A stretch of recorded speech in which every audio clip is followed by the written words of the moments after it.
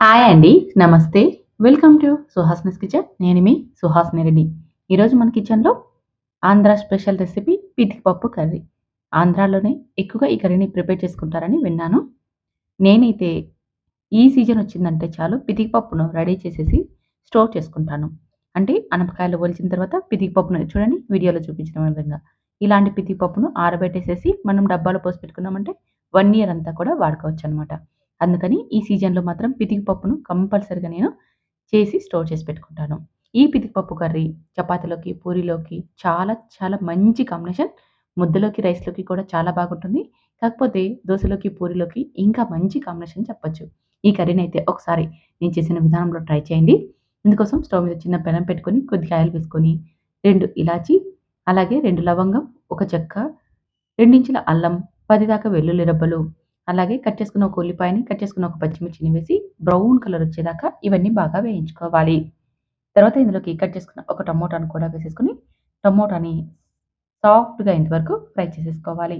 ఇలా టమోటా నుంచి skin separate అవుతుందంటే, మనకి టమోటా బాగా ఫ్రై అయిపోయినట్టు. ఇప్పుడు స్టవ్ మీద నుంచి దించి పూర్తిగా చల్లారనివ్వాలి. ఇప్పుడు మనం ఈ పితికిపప్పు కర్రీ చేసుకోవడానికి అనువుగా ఉండే ఒక పెనంని స్టవ్ మీద పెట్టేసేసుకొని, అందులోకి ఒక స్పూన్ ఆవాలు, ఒక స్పూన్ జీలకర్రని వేసేసుకొని, అది బాగా ఫ్రై అయిపోయాక కట్ చేసుకున్న ఒక ఉల్లిపాయను కూడా వేసుకోవాలి. ఉల్లిపాయ ముక్కలు చాలా చిన్నగా కట్ చేసేసుకోండి. మనకి కర్రీలో బాగా కలిసిపోవాలి కాబట్టి ఉల్లిపాయ అనేది చాలా చిన్నగా ఉండేలాగా చూసుకోవాలి. అలాగే బాగా ఫ్రై అవ్వాలి. ఇలా ఉల్లిపాయ ముక్కలు బాగా ఫ్రై అయిపోయిన తర్వాత 2 ఎండుమిర్చి ముక్కలు, కొద్దిగా కరివేపాకును వేసుకొని మరొకసారి ఈ పోపును ఫ్రై చేసేసుకోవాలి. కాస్త కరివేపాకు, ఎండుమిర్చి ఫ్రై అయిపోయాక ఇప్పుడు ఇందులోకి కట్ చేసుకున్న ఒక ఆలూని అదేనండి బంగాళాదుంప ముక్కల్ని వేసుకోవాలి. పెద్ద సైజ్‌దైతే ఒకటి వేసుకోండి. మీడియం సైజ్‌వైతే 2 కట్ చేసి వేసుకోండి. ఇలా చిన్నగా క్యూబ్స్ లాగా కట్ చేసి వేసుకోండి. ఇవి కూడా కాస్త గోల్డెన్ కలర్ వచ్చేదాకా వేయించుకోవాలి. దాదాపు లో ఫ్లేమ్‌లో 5 నిమిషాలు వేయించుకున్నామంటే, మనకి బంగాళదుంప ముక్కలు, అలాగే ఉల్లిపాయ ముక్కలు కూడా మరి కాస్త ఫ్రై అయిపోతాయి. తర్వాత ఇందులోకి ముందుగానే పితికి పప్పును మనం ఒలిచిపెట్టుకున్నాం కదా! ఆ పితికి పప్పును ఇందులోకి వేసేసుకోవాలి. ఈ పితికి పప్పు గ్రాముల్లో చెప్పాలంటే 200 గ్రామ్స్ ఉంటుందండి. ఈ పితికి పప్పును ఒకసారి పోపులో కలిపేసేసి మూత పెట్టి 5 నిమిషాల పాటు మనం లో ఫ్లేమ్‌లోనే ఫ్రై అవ్వనివ్వాలి. ఇది ఫ్రై అయ్యేలోపు మనం ఇందాక వేయించుకున్నాం కదా! టమోటాలు అవన్నీ అందులోకి కొద్దిగా కొత్తిమీరను కూడా వేసి మెత్తని పేస్ట్‌లా గ్రైండ్ చేసి పక్కన పెట్టుకోవాలి. చూడండి 5 నిమిషాలకి పితికి పప్పు అనేది మనకి కాస్త ఫ్రై అయిపోయింది.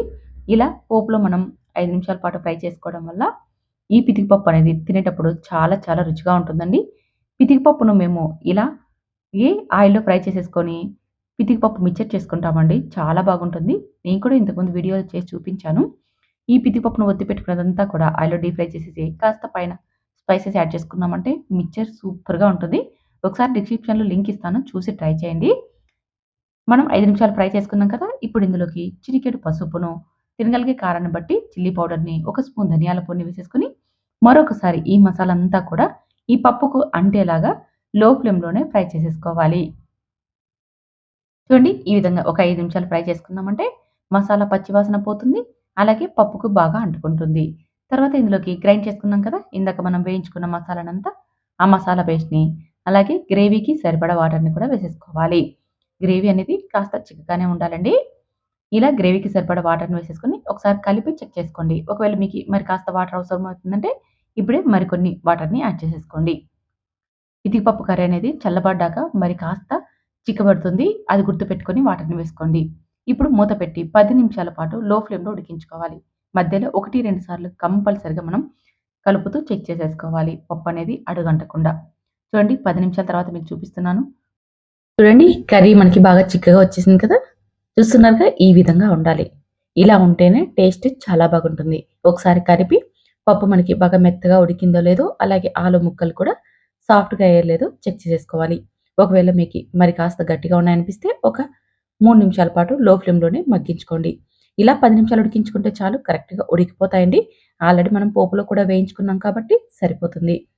ఇప్పుడు ఫైనల్‌గా కొద్దిగా కొత్తిమీరని, రుచికి సరిపడా ఉప్పును వేసేసుకొని ఒకసారి కలిపి స్టవ్ ఆపేసేసి దించి సర్వ్ చేసేసుకోవడమే.